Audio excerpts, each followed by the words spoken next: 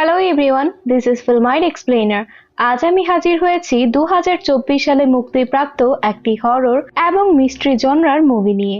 মুভিটির নাম হচ্ছে ইম্যাকুলেট, একটি সম্পূর্ণ রহস্য ও রোমাঞ্চপূর্ণ মুভি যেখানে একটি ভীতিকর কনভেন্টের গল্প বলা হয়েছে, যেখানে শুধুমাত্র কুমারী সন্ন্যাসিনীরা বাস করে।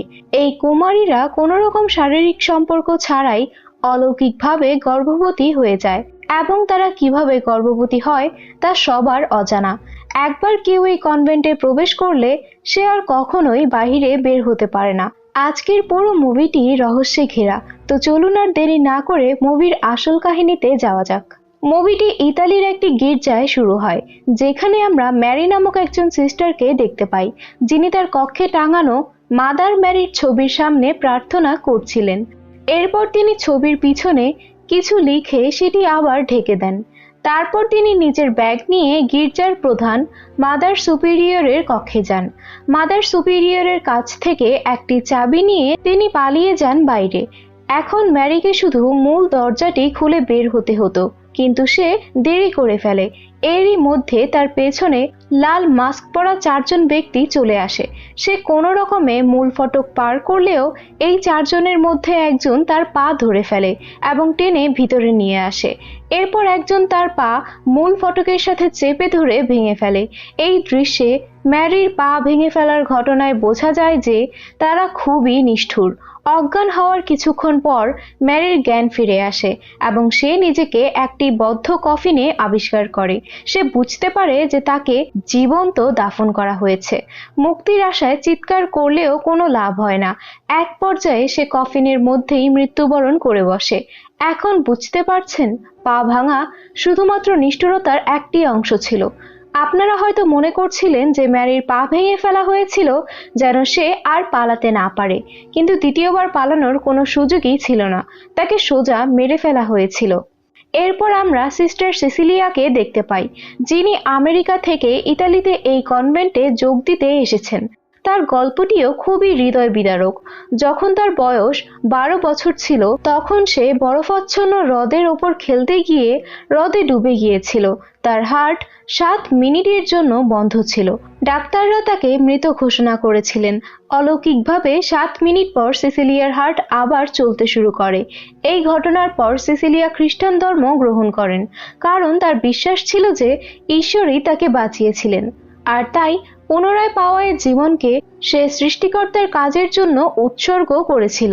সে বিশ্বাস করত যে বিশেষ কোনো উদ্দেশ্যে ঈশ্বর তাকে পুনরায় জীবিত করেছিলেন এবং সেই উদ্দেশ্য পূরণ করতে সে এই কনভেন্টে এসেছে।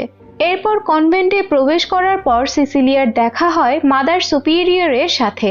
মাদার সুপিরিয়র সিসিলিয়ার আগমনে খুবই খুশি ছিল, যদিও সিসিলিয়া মাদার সুপিরিয়রের অনেক কথাই বুঝতে পারে না, কারণ কনভেন্টের সবাই ইতালিয়ান ভাষায় কথা বলে।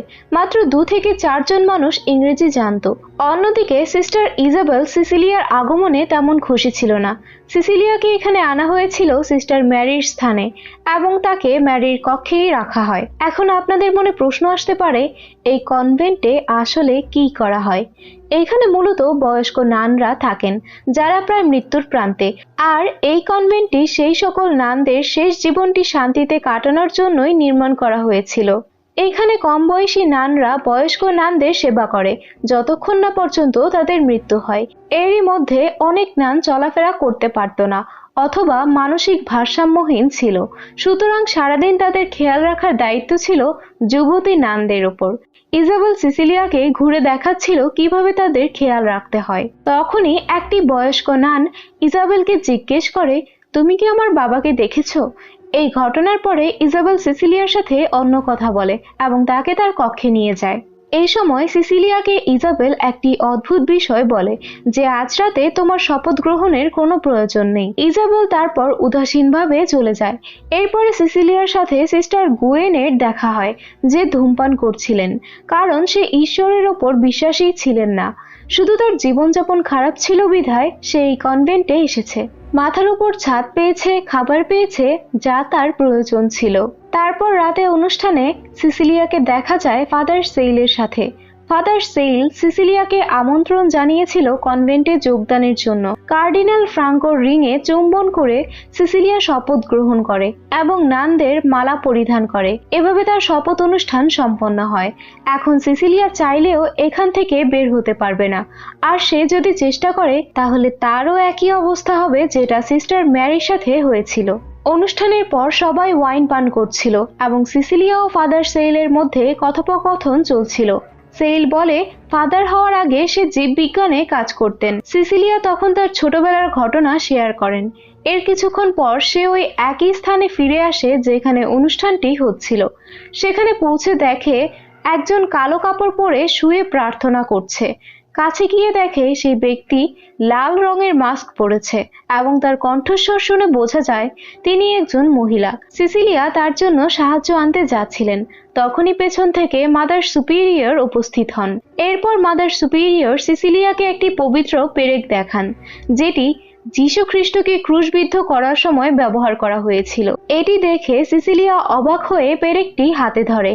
এরপর অজানা কিছু ঘটে যাতে সে জ্ঞান হারিয়ে ফেলে। পরের দিন সে কার্ডিনাল ফ্র্যাঙ্কোর কাছে স্বীকার করে যে গত রাতে একটু বেশি ওয়াইন পান করেছিল বলেই মাদার সুপিরিয়রের সামনে সে জ্ঞান হারিয়ে ফেলেছিল। সে আশা করেছিল ফ্র্যাঙ্ক কিছু বলবে, কিন্তু হঠাৎ ফ্র্যাঙ্ক অন্ধকারে অদৃশ্য হয়ে গেল। একই সময়ে পিছনের দেয়াল ভেঙে আবিষ্কার হলো কিছু হাত, যা সিসিলিয়াকে ভিতরে নিয়ে গেল। সেখানে লাল মাস্ক পরা কয়েকজন উপস্থিত ছিলেন, যাদের কাজের সম্পর্কে সিসিলিয়া নিশ্চিত ছিলেন না। তবে পরে সে জাগ্রত হয় এবং পুনরায় তার জ্ঞান ফিরে আসে। এই সময় সে নিজেকে নিজের বিছানায় লক্ষ্য করে। পরের দিন সিসিলিয়া নতুন জীবনে প্রবেশ করে। সেখানে শেখানো হয় কিভাবে বয়স্কদের যত্ন নেওয়া হয় এবং এরই মধ্যে একজন বয়স্ক নানের মৃত্যু হয়। এতে সিসিলিয়া অনেক দুঃখ অনুভব করে। অন্যরা সবাই স্বাভাবিক ছিল, কেননা এই কনভেন্টটি তো এই কাজের জন্যই গঠিত হয়েছিল। সবাই জানে যে কোনো ব্যক্তির জীবনে কতটা সময় বাকি আছে এটি ডাক্তার গ্যালো দ্বারা পর্যবেক্ষণ করা হয়। বৃহস্পতিবার থেকে শনিবার পর্যন্ত তিনি কনভেন্টে অংশগ্রহণ করেন না। একটি রাতে যখন সিসিলিয়া ঘুমাতে যায়, একজন বয়স্ক সিস্টার তার পাশে আসেন, যে সিসিলিয়ার দিকে প্রথম দিন থেকেই তাকিয়ে থাকতো। সেই সিস্টারের নাম ছিল ফ্রান্সিসকা। সিস্টার ফ্রান্সিসকা সিসিলিয়ার একটি চুল সোজা কাঁচি দিয়ে কেটে নেয় আর বলে, আমরা সবাই তোমাকে ভালোবাসি। এরপর সিসিলিয়া সেই বয়স্ক সিস্টারের বেডে যায় তাকে রেখে আসার জন্য। তখন সিসিলিয়া দেখে তার পায়ের তালুতে দুটি বড় ক্রস চিহ্ন আঁকা ছিল। পরের দিন সকালে যখন সিসিলিয়া গোসল করছিল, তখন হঠাৎ করে তার বমি হয়। তারপর যখন সম্পূর্ণ চেক আপ করা হয়, তখন কোনো সমস্যা বোঝা যায় না। তার প্রস্রাবও পরীক্ষা করা হয়। এইখান থেকে অদ্ভুত ঘটনা ঘটতে শুরু হয়। হঠাৎ করেই সে বাহিরে চাদরের মাঝে লাল মাস্ক পরা সেই ব্যক্তিকেই দেখে। তারপর একটি মিটিংয়ে তাকে ডাকা হয়, যেখানে mother superior, cardinal Frank, father Searle, father Sail এবং ডাক্তার গ্যালো উপস্থিত ছিলেন। তারা সিসিলিয়াকে জিজ্ঞেস করেন যে তার কি মনে আছে যে শপথ গ্রহণ করা হয়েছিল। সিসিলিয়া বলে, হ্যাঁ, আমার তো মনে আছে। তাকে জিজ্ঞেস করা হয়, তাহলে কেন তুমি শপথ ভঙ্গ করে কারো সাথে সম্পর্কে জড়ালে? সিসিলিয়া বলে, না, আমি তো কারোর সাথে সম্পর্কে জড়াইনি। তারপর তাকে জিজ্ঞেস করা হয়, তাহলে তুমি এখানে আসার আগে কারোর সাথে সম্পর্কে জড়িয়েছিলে কি? সিসিলিয়া কোনো উত্তর দেয় না এবং এরপর এটির প্রমাণ ডাক্তার নিজেই দিচ্ছিল। এখানে আসার আগেই মিটিং এবং চেক আপ হয়েছিল। মাদারের হাতে একটি ফাইল ছিল যেখানে সিসিলিয়ার ছবি রয়েছে। ওই ফাইলটি সে ড্রয়ারে রেখে দিয়েছিল। অতঃপর এই ফাইল দেখেই তাদের সকলের সমস্ত সন্দেহ দূর হয়ে যায়। তাদের সবার মুখে হাসি দেখা যাচ্ছিল এবং এরই মধ্যে সিসিলিয়ার সাথে আরো একটি অদ্ভুত ঘটনা ঘটে। সে গর্ভবতী এবং এটি কোনো পুরুষের সাথে সম্পর্ক ছাড়াই। তাদের বক্তব্য ছিল বিনা যে কোনো সম্পর্কে বাচ্চা জন্ম নিলে এটি একটি পবিত্র শিশুর অর্থ। সিসিলিয়ার মনে একটি প্রশ্ন সবসময় ঘুরপাক খাচ্ছিল, যে পুরো পৃথিবীতে তিনিই কেন এটির সম্মুখীন হলো। ফাদার সেইল উত্তরে বলেন, তুমি বলেছিলে ঈশ্বর তোমাকে একটি বিশেষ উদ্দেশ্যের জন্য বাঁচিয়েছিলেন, তার মানে এটিই হলো তোমার বিশেষ উদ্দেশ্য। তারপর আর কি, সিসিলিয়া রাতারাতি একজন সাধারণ নান থেকে অসাধারণ মেয়েতে রূপান্তরিত হয়। তাকে কোনো কাজ করতে হবে না, বরং সবাই তার সেবা করবে। সম্পূর্ণ কনভেন্ট যখন তার সামনে প্রার্থনা করছিল, শুধুমাত্র গুয়েন ও ইজাবেল করেননি। গুয়েন সিসিলিয়ার জন্য চিন্তিত ছিল আর ইজাবেল হিংসা করছিল। এভাবেই কেটে যায় 6 মাস। সিসিলিয়া বমি করছিল এবং বমির সাথে তার একটি দাঁত খুলে পড়ে যায়, যেটা কোনো স্বাভাবিক বিষয় নয়। যখন সে সকালে নাস্তা করতে যায় তখন সবাই তার সামনে থেকে সরে দাঁড়ায়, শুধুমাত্র গুয়েন এবং ইজাবেল ছাড়া। গুয়েন ঈশ্বরকে মানত না, আর ইজাবেলের মনে হতো সে সিসিলিয়ার থেকেও অনেক বেটার। সিসিলিয়ার প্রতি ইজাবেলের এই হিংসার কারণে একদিন সিসিলিয়া বাথটাবে থাকা অবস্থায় ইজাবেল তাকে ডুবিয়ে মারতে চায়, আর এই কাজে সে সফলও হয়ে যেত যদি না অন্য সিস্টাররা সময় মতো সেখানে না আসতো। আর এসবের মাঝে আমরা একটি বিশেষ কথা জানতে পারি। ইজাবেল সিসিলিয়াকে বলছিল, তোমার জায়গায় আমার থাকার কথা ছিল, তাদের আমার উপর দ্বিতীয়বার চেষ্টা করা উচিত ছিল। এখানে কিছু তো ঝামেলা হয়েছে। তারপর যখন সিসিলিয়ার চেক আপ করা হয় তখন জানা যায় বাচ্চা একদম ঠিক আছে, তবে সিসিলিয়া ঠিক নেই, কারণ সকালে বমি করার সময় তার একটি দাঁত খুলে এসেছিল। হাসপাতালে গিয়ে একজন ভালো ডাক্তারের চেক আপ করাতে হবে, কিন্তু সমস্যা হলো যে এই কনভেন্টের ভিতরে প্রবেশ করলে বাইরে বের হওয়ার কোনো অনুমতি নেই, কারণ ডাক্তাররা এই অলৌকিক ঘটনা বুঝতে পারে না, এবং সে যদি হসপিটালে যায় তাহলে এই ঘটনাটি ছড়িয়ে পড়বে। তাই সিসিলিয়াও এটা মেনে নিয়েছে। আরেকটি গুরুত্বপূর্ণ বিষয় হলো এই কনভেন্টে যদি কেউ ভুল করে তাহলে তাকে অত্যন্ত ভয়ঙ্কর শাস্তি দেওয়া হয়। আর ইজাবেল তো অনেক বড় ভুল করে বসে, আসন্ন মাসিহাকে মারার চেষ্টা করে। এখন তার কি পরিণতি হবে আমরা জানি, কিন্তু সিসিলিয়া জানে না, যদিও সেও শীঘ্রই জেনে যাবে। সে দেখে উপরে কিছু লোক লাল মাস্ক পরে দাঁড়িয়ে আছে, আর তারা ইজাবেলকে উপর থেকে নিচে ফেলে দেয়। ইজাবেল উপর থেকে পড়ে মারা যায়, তার পাও ভাঙা ছিল, যা দেখে বোঝা যাচ্ছিল সেও নির্যাতনের শিকার হয়েছিল। সেই সাথে তার চেহারাও একই কথা বলছে। ইজাবেলের শেষকৃত্যের সময় গুয়েন সিসিলিয়াকে বলছিল, এখন চোখ খুলে দেখো, এই জায়গাটা ভালো না। ফাদার সেইল এই কথা শুনে ফেলে, কিন্তু গুয়েনের মধ্যে আর কোনো ভয় ছিল না। সে প্রকাশ্যে তাদের বিরোধিতা করতে শুরু করে, এবং তখনই তাকেও ধরে নিয়ে যাওয়া হয়। রাতে সিসিলিয়া যখন নিজের রুমে ছিল তখন হঠাৎ মাদার ম্যারির ছবির ফ্রেমটি ছিঁড়ে যায়। তখন সিসিলিয়া দেখে ছবির পিছনে কিছু লেখা আছে, যেটা বাইবেলের কিছু কথা লেখা ছিল। এটা সিস্টার ম্যারি লিখেছিল। এটা পড়ে সিসিলিয়া বুঝতে পারে এই কনভেন্টে কিছু একটা সমস্যা আছে। সেখানে লেখা ছিল, শয়তান নিজেই আলোর দূত হয়ে ওঠে, অর্থাৎ তার পেটে যে বাচ্চা আছে সেটা আশীর্বাদের পরিবর্তে অভিশাপও হতে পারে। তার মনে কিছু প্রশ্ন ওঠে, যার উত্তর তাকেই খুঁজে বের করতে হবে। প্রশ্নের উত্তর খুঁজতে গিয়ে সে গুয়েনের কাছে যায়, কিন্তু সে রুমে ছিল না। তারপর সে একাই মিটিং রুমে চলে যায় সেই ফাইল দেখতে, যা মাদার সুপিরিয়রের কাছে ছিল। ফাইল দেখে সে অবাক হয়ে যায়, কারণ এর ভেতরে তার সম্পূর্ণ ইতিহাস ছিল। এমনকি ছোটবেলায় যে দুর্ঘটনা ঘটেছিল সেটাও এখানে লেখা ছিল। এর মানে হলো অনেক আগে থেকেই তার উপর নজর রাখা হচ্ছিল, এবং পরিকল্পনা করেই তাকে এখানে আনা হয়েছে। আর এই জন্যই ইজাবেল তাকে দেখে হিংসা করছিল, যার জন্য তার ভুল হয়ে যায়, এবং যার মাসুলও দিতে হয় তার নিজের প্রাণ দিয়ে। এরপর সিসিলিয়া দেখতে পায় একটি রুমের ভেতরে গুয়েনকে টর্চার করা হচ্ছে, আর একজন রেড মাস্ক পরা ব্যক্তি তার জিহ্বা কেটে দেয়, কারণ সে তাদের বিরুদ্ধে কথা বলেছিল। আর ইজাবেলের ক্ষেত্রে তার মুখে আঁচড় মারা হয়েছিল, কারণ তিনি নিজেকে সিসিলিয়ার থেকে আরো সুন্দর মনে করেছিল। তবে একটি বিষয় পরিষ্কার যে শাস্তি দেওয়ার পর তাদেরকে হত্যা করা হয়, এর অর্থ হলো গুয়েনকেও মেরে ফেলা হবে। এটা দেখে সিসিলিয়ার চোখে পানি চলে আসে। তখনই পিছন থেকে সিস্টার ফ্রান্সেসকা এসে হাজির হয়। সে সিসিলিয়ার চুল দিয়ে একটি পুতুল বানিয়েছিল। সিসিলিয়া তাকে বলে, আমাকে সাহায্য করো, আমাকে এখান থেকে বের হতে হবে। উত্তরে সে বলে, তুমি কখনোই এখান থেকে বের হতে পারবে না। কিন্তু সিসিলিয়া যেভাবেই হোক এখান থেকে বের হতে চাচ্ছিল। পরদিন সকালে সিসিলিয়া হঠাৎ নিজের রুমে চিৎকার করছিল। সবাই সেখানে ছুটে গিয়ে দেখে তার বিছানা রক্তাক্ত হয়ে আছে। তারা মনে করে হয়তো তার গর্ভপাত হয়েছে, কিন্তু কিছুই করার ছিল না, যেহেতু আজ শনিবার এবং এই দিনে ডাক্তার গেল এখানে আসবে না, কারণ সে ছুটিতে রয়েছে। অতঃপর একমাত্র উপায় হচ্ছে তাকে যত দ্রুত সম্ভব শহরের কোনো হাসপাতালে নিয়ে যেতে হবে। ফাদার সেল এবং লরেঞ্জো তাকে গাড়িতে তুলে হসপিটালের উদ্দেশ্যে রওনা হয়।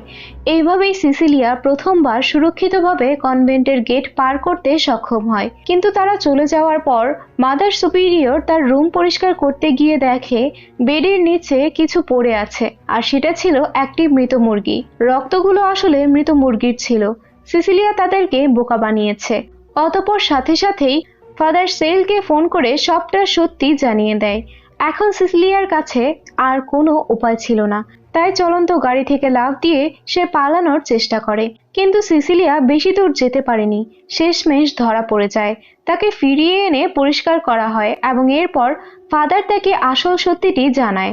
তিনি বলেন যে পবিত্র পেরেকটি রয়েছে তাতে যীশুখ্রিস্টের ত্যাগের প্রমাণ আছে, পাশাপাশি এটাতে যীশুখ্রিস্টের রক্ত এবং টিস্যু অর্থাৎ ডিএনএ রয়েছে। এবং যেমন সে বলেছিল, ফাদার হওয়ার আগে তার পেশা ছিল বায়োলজি, তাই সে কি করেছিল সেটা আপনারা অবশ্যই বুঝতে পেরেছেন।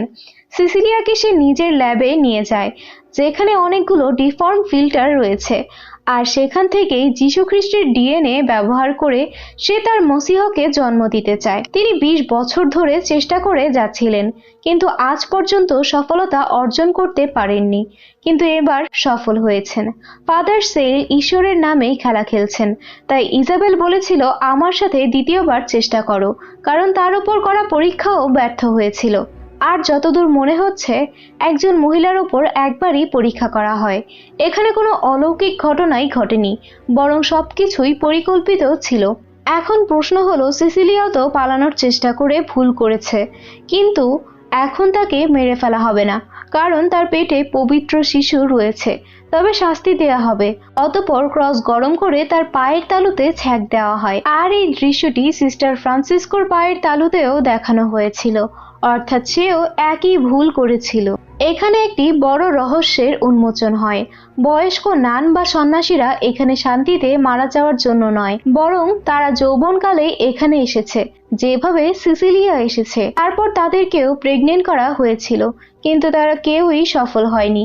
এত সব কিছুর পরেও তাদেরকে ছেড়ে দেওয়া হয় না, কারণ এই খবর বাহিরে যাওয়ার সম্ভাবনা থাকলে তাদের রহস্য প্রকাশ হতে পারে।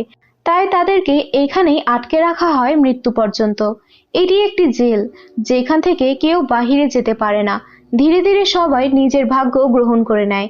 এখানেই শেষ নয়, এই চার্চের নেটওয়ার্ক আরো অনেক বড়। তারা ছোটবেলা থেকেই একটি মেয়েকে নির্বাচন করে রাখে, কারণ এদের জন্য কুমারী মেয়ে প্রয়োজন।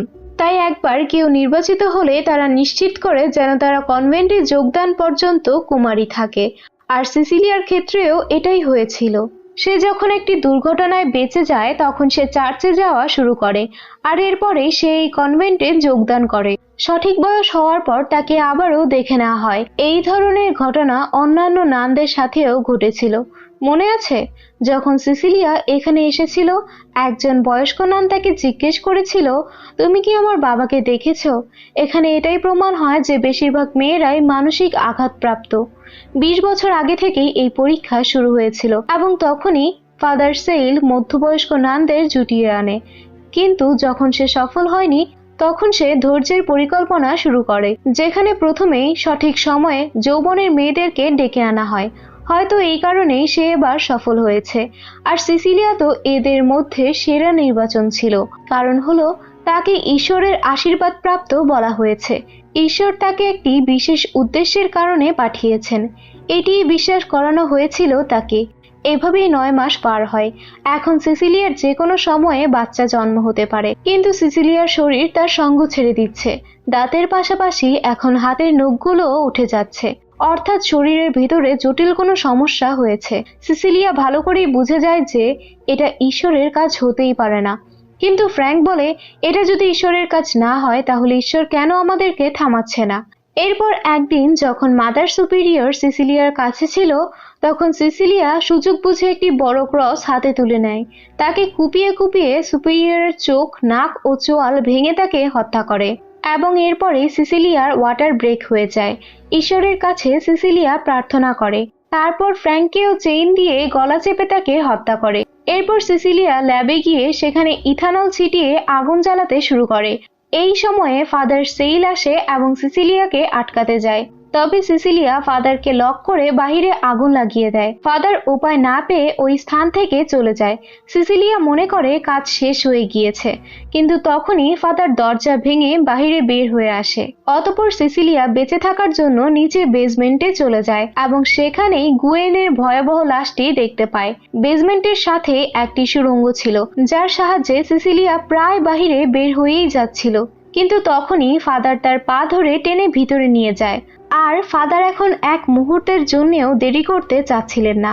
তাই তখনই সিসিলিয়ার পেট ছিঁড়ে বাচ্চাটিকে বের করতে শুরু করে। আর এই দৃশ্যটি ছিল সত্যিই গায়ে কাটা দেওয়ার মতো। অতঃপর তখনই সিসিলিয়ার পাশে থাকা একটি পবিত্র পেরেক ফাদারের গলায় ঢুকিয়ে দিয়ে ফাদারকে সেখানেই মেরে ফেলে। তারপর সে নিরাপদভাবে বাহিরে বের হয়ে আসে। তবে এখনো একটি কাজ বাকি ছিল। তার পেটে প্রচণ্ড ব্যথা শুরু হয়। উপায় না পেয়ে সিসিলিয়া নিজেই শক্তি দিয়ে বাচ্চাকে জন্ম দেয় এবং নিজের দাঁত দিয়ে নাভির কর্ড কেটে ফেলে। বাচ্চাকে দেখে সিসিলিয়া আতঙ্ক হয়ে যায়, কারণ এটি কোনোভাবেই স্বাভাবিক বাচ্চা ছিল না। সেই বাচ্চাটি অদ্ভুত ধরনের আওয়াজ করছিল। অতঃপর সিসিলিয়ার আর বুঝতে বাকি থাকে না যে সে একটি শয়তানকে জন্ম দিয়েছে। আর তাই তখনই সিসিলিয়া একটি বড় পাথর তুলে বাচ্চাটিকে সেখানেই মেরে ফেলে। আর এই দৃশ্যের সাথেই মুভিটি এখানেই সমাপ্তি ঘটে।